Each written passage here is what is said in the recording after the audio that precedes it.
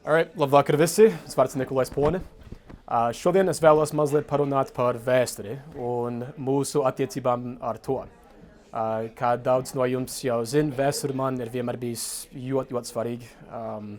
Es studēju arheoloģiju koledžā, labi zinot, ka iespējams neizmantošu šo grādu nevienā profesionālā vidē.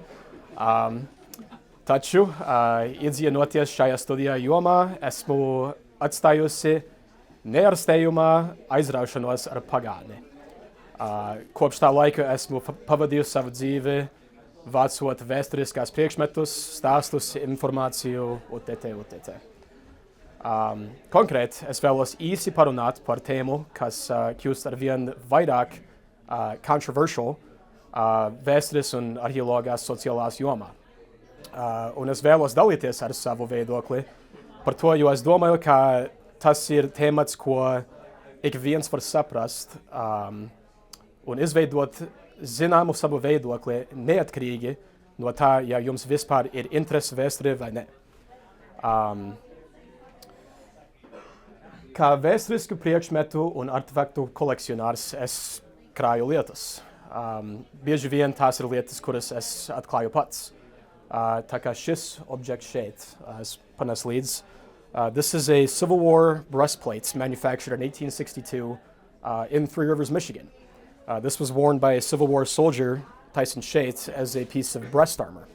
And I dug this out of the ground. If you look at it closely, there's an eagle with the American crest on it from that era of the 1860s. Es jums šo parādīšu šeit a little bit more in depth.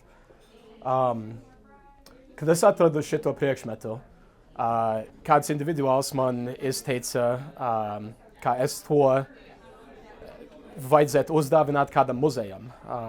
Viņi ļoti stingri tādu runāja, that something like this should not belong in personal hands. Un daži cilvēki šo apgalvo, ka tādi objekti, kā šie būtu jārezervē tikai muzejiem. Un kā jau viņiem palikt privātās rokās, ir laundarība, vēsturei un sabiedriskas interesēm. Jūs visi apzināt Indiana Jones, to slaveno līniju, that belongs in a museum. Lai gan es piekritu šai ideju noteiktos apstākļos, es uzskatu, ka kopējā ideja ir ļoti liekulīgs un selfish in a way, jo vēsture nedarbojas tādā veidā. Un es gribu, lai jūs saprast, kāpēc es tā domāju. So in terms of museums, vēstures muzeja mērķis ir sniegt sabiedrībai iespēju iegūt izpratni un konkrētu tēmu, izmantojot artefaktus ar stāstiem, aprakstiem un izmalcinātus eksponatus UTT. Viņi bieži paveic fenomenālu darbu, un ja jūs esat tāds pats kā es, jūs varat pavadīt stundas tādā vietā, lai jums nekad nebūtu garlaicīgi. Tomēr ne visi ir tādi kā es. Ne visi velta laiku aizņemtajiem grafikiem, lai izietu pa muzeju, kā veltīts kādai konkrētai tēmai, kas viņus varētu tikai mazliet interesēt. Ja jūs bieži ar to saskaraties, es jūs ļoti atzinīgi vērtēju. Manuprāt, viena no vissvarīgākajām lietām, ko varat darīt, ir izglītot savu par pagātnes dzīves veidiem. Tomēr manas bažas sākas ar domu, ka vēsture ir paredzēta tikai muzejiem, īpaši vēsturiskie objekti ziņā. Šī koncepcija vēsturiskie ir rādījuši vairāk dalījumi vēstures un sabiedriskās attiecībās. Tas ir izkropļos daudzu cilvēku skatījumu uz pasauli caur vēsturisko objektīvu, jo tas liek viņiem justies, kā visa vēsture, artefakti, informācija tur, un mēs esam šeit. In the sense that the artifacts, the objects, the history is all over there, secluded and locked away behind glass. Un mēs esam šeit mūsu pasaulē without that history. And that's just not true. Ņem piemēram Garazeru, vietu, kur mēs visiem ir pazīstama. Ja arheologi sāktu izrakt Garazeru, ko viņi atrast? Varbūt vecas šlits kannas vai Volkswagen parts. Un kā būtu, ja es tev teiktu, ka pirms 100 gadiem Garazera bija liels paravārmi village. Tik liels, ka it was nationally known tajos laikos. It was a hub of trade for a long time. Tajā pašā vietā, kur mēs katru vasaru sēžam un skatāmies volēju 100 years ago, and before that, 200 years ago, tur bija wigwam huts, elaborate garden beds, and even burial mounds. Fun fact, Karoga Kalns, vidskolā, that's actually a burial mound, and there are many, many Native American bodies underneath there. Vai arī vēlākos gados, when the Paramari were wiped off the face of the map by European settlers, vīrs vārdā Sergeant John Benjamin Nichols atgriezās no Civil War kaujas in 1865, un savā vēsturiskā stāstījumā viņš stāsta, ka viņš ieradās mājās Long Lake un stundām ilgi sēdēja uz nokritušo koka ezermalā, un viņš beidzot atrada mieru, kas viņam trūkst visa kara laikā. That's from his diary from when he returned in 1865. Un tas ir tas pats ezers, kur mēs pavadam laiku vasarā, dzerot uz pontoon laivām vai sēžot Burka World, bet tā ir vēsture. Un tās vēsture, ar kuru mēs varam izveidot tiešu saikni. Un tā pastāv vieta, kuru mēs nekad nesaistītu ar vēsturi. Nobody really thinks about, American history, kad viņi domā par Garazeru.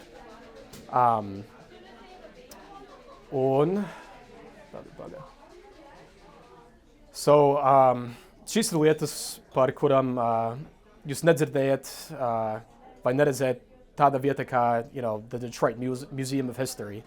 Bet vai tā nozīmē, ka that this isn't as important as something that you would see in the Detroit Museum of History? Es tiešām tā nedomāju. Šis artefakts, ko es jums parādīju iepriekš, tika atrasts Garazerā, kas agrāk piederēja Sergeant John Benjamin Nichols.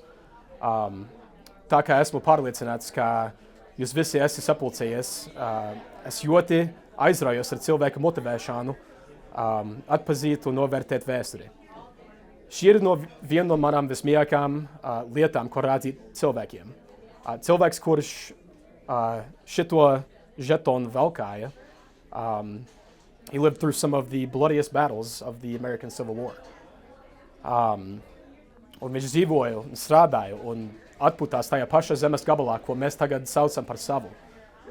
Es uzskatu, ka tas ir atcenības vērts, in my opinion, at least.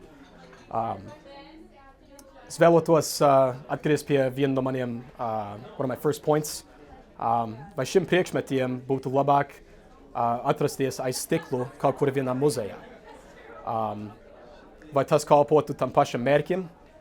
Es zinu, ka ne visi šeit skatās uz vēsturi tādā pašā veidā kā es, bet es patiesi ticu, ka kaut ko līdzīgu turot rokās, jums ir daudz dziļāka sakne ar šo laiku posmu. To hold this in your hand, I think, gives credence to history in a way that just looking at something behind a glass wall can't do for you. Un tas kalpo kā atgādinājums, ka vēsture ir absolūti visur. Un šis vēstures fiziskas pēdas pastāv visu, kur mēs ejam. Muzeju veids neparastu darbu, saglabājot un mācot, bet vispārējā akademiskajā vēstures jomā bieži tiek ignorētās the symbiotic relationship between collectors of history and history academics that work in museum settings. Tā ir ļoti svarīga lieta, man liekas, because most museum collections are made up of private collections that end up donating to museums or things of that nature. They work in a symbiotic relationship. Es varu par stundām runāt par politiku un attiecībām starp muzejiem un privātajām kolekcijām. But for the sake of time, I'm going to use this just as the example. Vēsturisko artefaktu kolekcionāri iegūst priekšmetus, kas viņam uzrunā jebkurā iemesla dēļ. Šie objekti varētu būt jebkas sākot ar coins vai anything from, there's a huge collector's market for antique motor oil cans. Bet visiem ir kopīgs tas, ka katra no šīm priekšmetiem kategorijām ir kaut kas tāds, par ko kolekcionārs aizraujās. It's something that he's passionate about. Un savukārt, for me, that's local history. And the point there being is, a private collector is going to take the time, if he's passionate about the subject that he's collecting, he's going to share that with people on his own free will. He's going to take the time to try to inspire somebody to not have the same passion that he does, just to at least appreciate what he collects and why he collects it to a certain degree.